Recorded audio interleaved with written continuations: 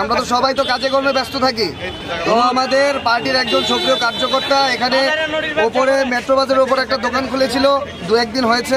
তো দোকান খোলা নিয়ে তাদের পার্শ্ববর্তী একটা পুরোনো একটা দোকান আছে, উনি প্রতিনিয়তই মানে যেদিন থেকে খুলেছে ওই দিন থেকে একটা ঝগড়ার মতো করতো যে কেন দোকান খুললো, এখানে আমি একা ব্যবসা করছি।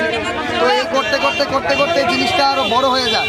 তো আজকে যে প্রণব পোদ্দার যাকে মারা হয়েছে, ওনার যে স্টাফরা আছে, স্টাফরা নিচ দিয়ে যাচ্ছিল, তখন ওই দোকানের স্টাফেরা ওদের উল্টাপাল্টা কথা বলে।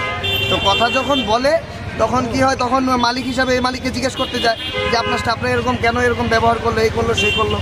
তো করার সাথে সাথে কি হয়, যে স্টাফগুলো ব্যবহারটা করেছিল বাজে ব্যবহার, তারা এসে একদম লাঠি বাটি নিয়ে, আপনারা যদি মনে করেন যে গল্পটা আমি বানিয়ে বলছি, যাকে মেরেছে প্রণব পোদ্দারের চেহারাটা আপনারা দেখলে বুঝতে পারবেন, পুরো নাক টাক ফাটিয়ে রাখিনি।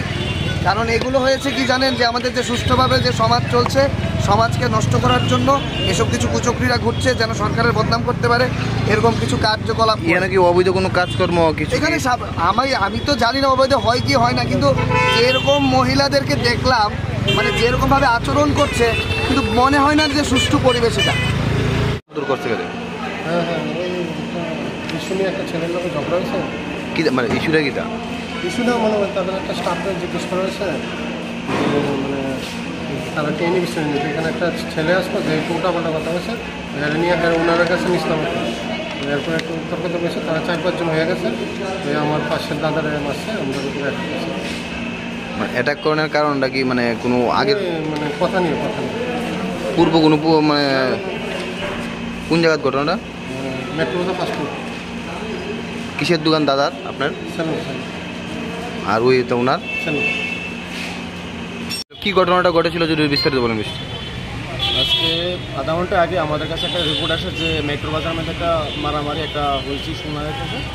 তো খবর পাওয়ার সঙ্গে সঙ্গে আমরা যাওয়ার পরে দেখতে পাই প্রচুর লোক। এখানে একটা পার্লার আছে আপনার 2nd ফ্লোরে, টাচ অ্যান্ড গ্লো, এখানে কিছু লোক জমা ছিল।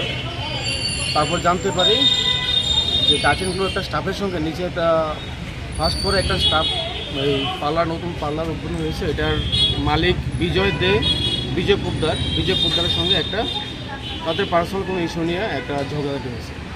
তার মধ্যে একজন বিজয় পোদ্দার একটু আহত হয়েছে।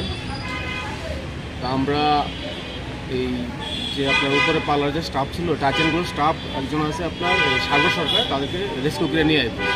এখন সে আমাদের হাতে আছে। এখন যদি কোনো পক্ষ থেকে কেস ফেস হয় সেটা ইনভেস্টিগেশন করা হবে। এমনি কীরকম আহত হয়েছে বিজয়বাবু? এমন তো কোনো কিছু বলা যায় না, কিন্তু ওনাকে এখন তার পরবর্তী সময় হসপিটাল নিয়ে যাওয়া হয়। তাদের বক্তব্য কি, যাদেরকে আপনারা রেস্কিউ করে এনেছেন? তাদের বক্তব্য হলো এখানে একটা তাদের বার্থডে পার্টির প্রোগ্রাম করছিল না টাচ অ্যান্ড গ্লোর মালিকের। তো ওই সময়ে তারা কিছু ফুল ছড়িয়েছিল আপনার সিঁড়িতে, এগুলি নিয়ে একটা তাদের মধ্যে কথাবার্তা হয়। নিচের পার্লারের যে মালিক বিজয় পোদ্দারের সঙ্গে ওই স্টাফের একটা কথাবার্তা হয়, তারপরে তাদের মধ্যে হাতাহাতি হয়। এর মধ্যে বিজয় পোদ্দার একটু আহত হয়েছে, এতটুকু আমাদের কাছে ইনফরমেশন। বাকি তদন্ত করলে বা ইনভেস্টিগেশন হলে সেটা জানা যাবে। Thank you.